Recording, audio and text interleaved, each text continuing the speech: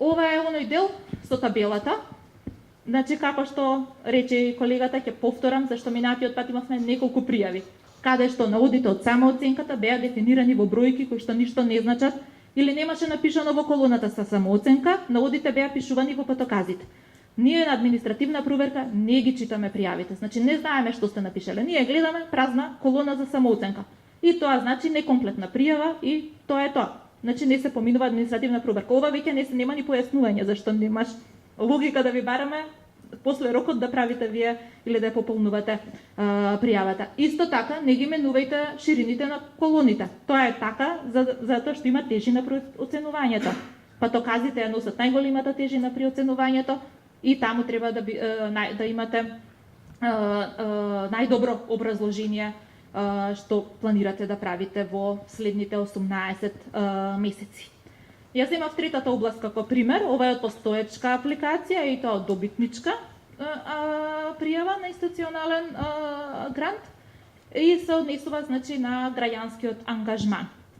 Тие решиле, не мора да е вака со јаки и слаби страни, меѓутоа решиле така да ги дефинираат наодите за да биде попрегледно и преку само оценката јаки страни, еве, си напишале дека имаат се работи за младинска организација, дека надвор од Скопје, намерно така земав, разнообразност на базата на конституенти, дека јака страна им е дека водат грижа за своите конституенти, дека ги вклучуваат и ангажираат младите луѓе. Меѓутоа, идентификувале при самооценка уште неколку слаби страни во истава област, како непостојана база на конституенти, зашто немаат постојано буџет, има некојаш имаат канцеларија, некојаш немаат канцеларија и слично не се од Скопје, па младите заминуваат како студенти нели во Скопје, па пак немаат по канцеларија секогаш волонтери. Исто така сватили за самите нив дека имаат премногу можеби традиционален начин за работа со граѓаните и еве ги имате тука. Сите овие презентациите ќе ги ставиме на веб страницата, значи ќе ги имате, не е само вака презентирани.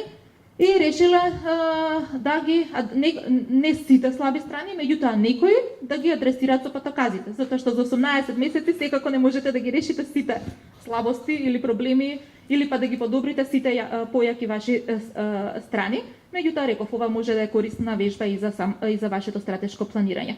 И еве како тие ги споиле, значи јаките страни ги земале во предвид при формулирање на патоказите, меѓутоа ги адресираат повеќето од слабите страни и како. Еве, со првиот патоказ, јакнење на врската на нивните конституенти со проактивен, персонализиран и постојан пристап, им е првиот патоказ и со тоа го адресираат слабата страна. Како?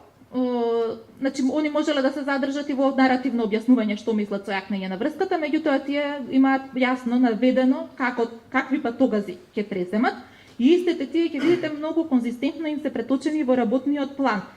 Исто така и тоа се случува во пријавите. Во патокази во самооценка пишува едно, во патокази воопшто не ги адресира она што е наодот од самооценка, а во работниот план па сосема трето е напишано. Овде во овој пример што ви го давам има многу јасна врска помеѓу она што е заклучено во самооценката, како тоа е адресирано со патоказ и подоцна е преточено во работниот план.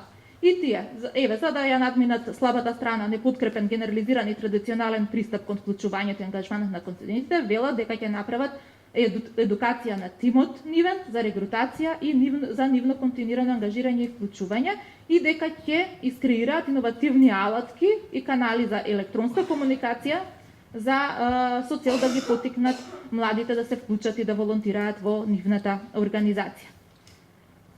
И да не одам во детали, веќе веројатно може и го прочитав, имаше доволно време слайдот и стрелките покажуваат со кој патоказ, кој наотот само оценка им ја адресира. Исто во ова, од кога ќе ги завршите патоказите, нели таму има изјава, се подпишува и слично и доаѓаме до прилогот кој што се вика работен план, кој што како што рековме може да се однесува на 12 и 18 месеци.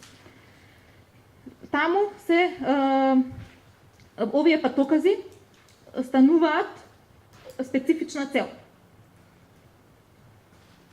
Или во овој случај тие самите си дефинирале малку повисока специфична цел, а патоказите ги преформулирале во резултатите.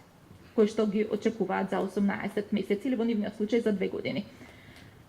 Првиот резултат е патоказот претходно што ви го презентирав, односно дека е за јакната врска. Гледате дека малци граматички се разликува. Патоказот беше како еден процес на јакнење, овде веќе е резултат и значи они очекуваат дека до крајот на нивниот грант ќе имаат за јакната врска со конституентите на проактивен, персонализиран и така натаму пристап на кон конституентите.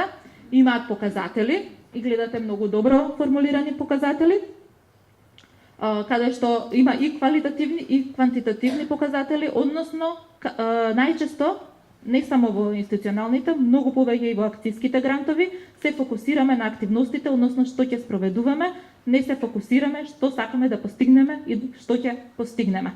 Не ги правиме обуките само за да има обука, туку веројатно за да ги зајакнеме вештините на одредени луѓе. И треба да докажеме на крај, да си покажеме и за самите нас, дека тие луѓе и нешто научиле од обуката и примениле во нашата организација.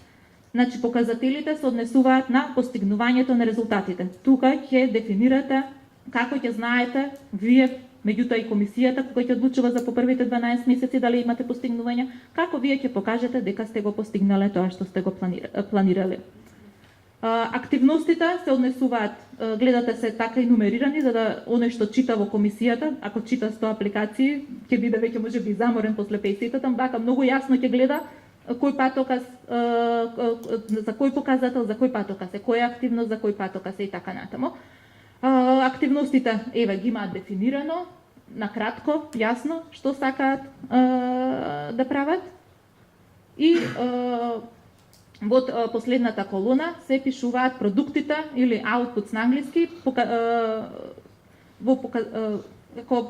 што ќе произлезе. Например, ако имате обука, колку обучени луѓе, доколку е состанок, веројатно некаков записник и слично. Показател може да ви биде дека ќе имате заеднички заклучоци постигнато, дефинирани и слично.